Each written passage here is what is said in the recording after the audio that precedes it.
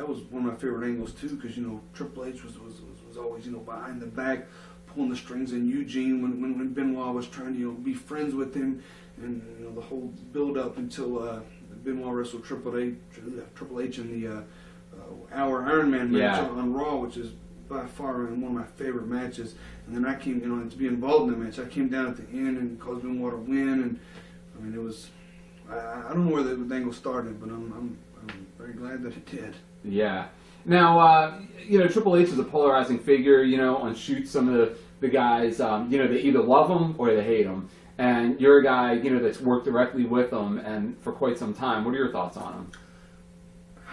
I mean, I can understand how people will take some of the things that happen on TV and assume certain things about him. But I've seen him be a comedian. I've seen him be a heel. I've seen him be a babyface. I've seen him be nice as can be. But he's always been business. With me. I remember there was we were I can't remember where we were, but there was a woman who I don't think she had cable. She would watch DVDs of wrestling, and this woman was probably 89 years old. She was in a wheelchair, but her favorite wrestler was Triple H. And I think she was on USA or one of those morning shows, one of the oldest women ever, some kind of shit like that. Yeah. And her thing was she wanted to meet Triple H, so they're like, they didn't tell her, but all of a sudden he comes out.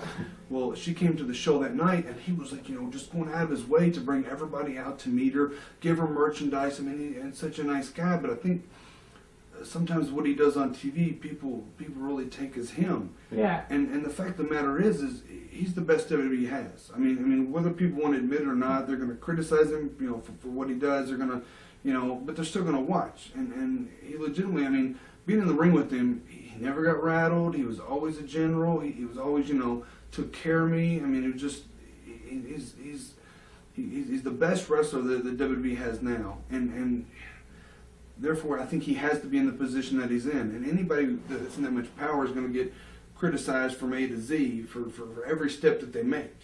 So, if you say you like him, you're a kiss ass. If you say you hate him, then you're on a bandwagon. So, I mean, I have nothing bad to say about him. He was professional with me.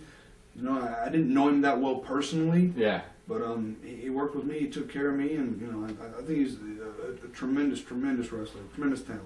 What do you remember about the Raw main event that you had? It was you, Benoit, and Edge against Flair and Triple H real early into the deal. It was me, Triple H, and against Edge and Benoit, right? I think it was. I think this match in particular was Flair and Triple H, and against. I think you were with Benoit and Edge, maybe. I know they had every week they would kind of change it up a bit. Did you wrestle Flair at all? I wrestled Flair 2 times. They were on house shows. Okay. And but I don't recall that match specifically. The match I remember was when I was it happened in Winnipeg. I remember this. It was a match when Bischoff was out and I was the commissioner for a day. And I remember it because this when they had that bouncy house in Eugene's office. And oh my god!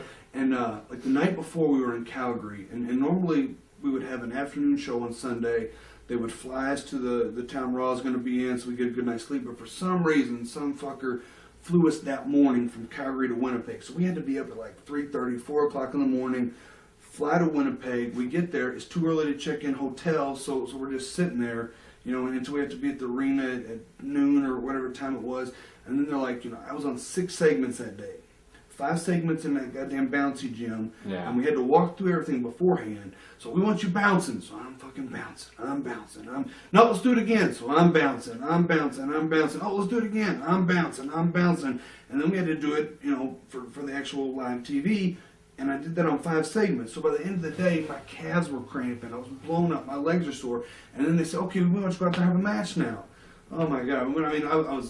I can't bitch and complain because anybody would die to be in that position. But sure. it was a rough day at the office. And the match that I remember was Edge and Benoit against Triple H, Flair and myself. I do believe, because that's the time that I came in with the chair, and Triple H like hit Benoit, and I didn't want to hit him because he's my friend. Yeah, and yeah. I didn't want to hit him; he's my friend. And Triple H like, do it, and I hit him, and I got so mad at myself, and I was crying and kicking the chair, stupid chair, stupid, you know. And then I think we won the match, but that's I remember in one of those segments is when I set up.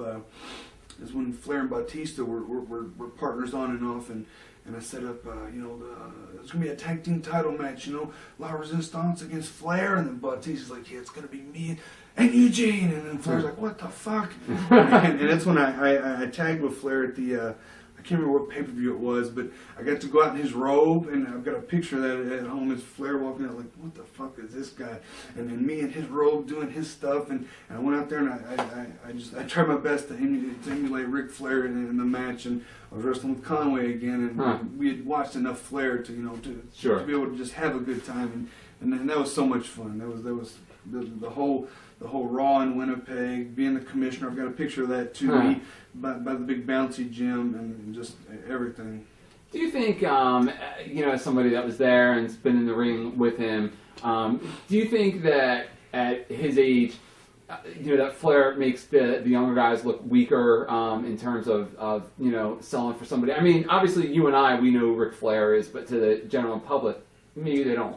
I don't know, because like you said, no, I'm kind of skewed because Flair's a legend in my eyes. I mean, I've seen him, ever since I grew up, and I don't know. I think Flair knows what he needs to do now, and I think he wrestles differently now than he did when he was, the NWA World Champion.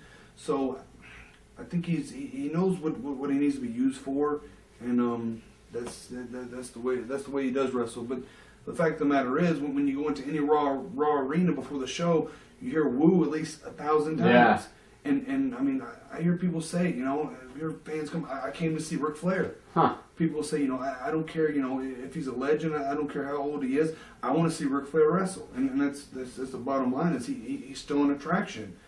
People are still paying to see him, so I think he should wrestle. Skits and angles with Vince himself, because as you've said, he's like bigger than life to a lot of us. I think the one most recently was on Saturday Night's Main Event when they were trying to find out who Vince's son was, and who came out first? Did I come out first? And then Balls came out. I think that got edited. Then Milena came out. Then Austin came out. And we're doing whatever we're doing, and just it was taped on Saturday's Main Event, but out of nowhere, I just kissed him on the cheek, and I don't know if it was the right thing or wrong thing to do, but I just thought it was funny, and I felt like that's what Eugene would do, and but working with Vince was like,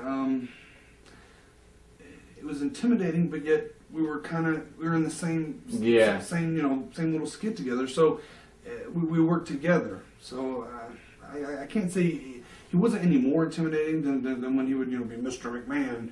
But he was a lot of fun to work with. I mean, he would laugh and cut up and joke just like anybody else would. I mean, and it's kind of hard to think about him in that in that perspective. But he would. I mean, he would laugh and tell jokes and stop in the middle of something and crack a joke. And it was just he was fun to work with. What do you remember about wrestling Eric Bischoff at Taboo Tuesday? Bischoff at Taboo Tuesday. Can I put this? There were plenty of guys that wrestled for WCW before that disliked Bischoff that kind of urged me to take a liberty on him. And I just remember beforehand thinking, there's all these guys that want me to do this, but I just couldn't bring myself to do it. I mean, I couldn't. I just professionally. I mean, this guy had worked with me. I mean, this guy helped build Eugene, and then to go do that to him, there's a lot of people that had a lot of animosity for whatever their relationship was. I couldn't bring it into our match, and I just remember Bischoff does his little taekwondo, karate, whatever, and he kicked the shit out of me. But it wasn't bad, but he's just doing his thing, and we only wrestled for 2 minutes, and then I shaved his head afterwards, and I was really concerned because I know how those little clippers go, that sometimes they don't cut the hell. Oh yeah, they'll cut it. Yeah, are you sure they'll cut it? I get the churn, and Vince over there. Damn it, Eugene, cut his hair. And I can't get it. He's his hair's a little bit sweaty and things going like that. And I'm sure I just ripped the shit out of his hair. Yeah. I think he bled a little bit because I just finally dug into it, but it was just, we'll just finish it in the back. Oh yeah, I remember that. Yeah. It just sometimes, although when Vince had my head shaved, the clippers, went right through and trimmed it up perfect. So I don't know if that was just the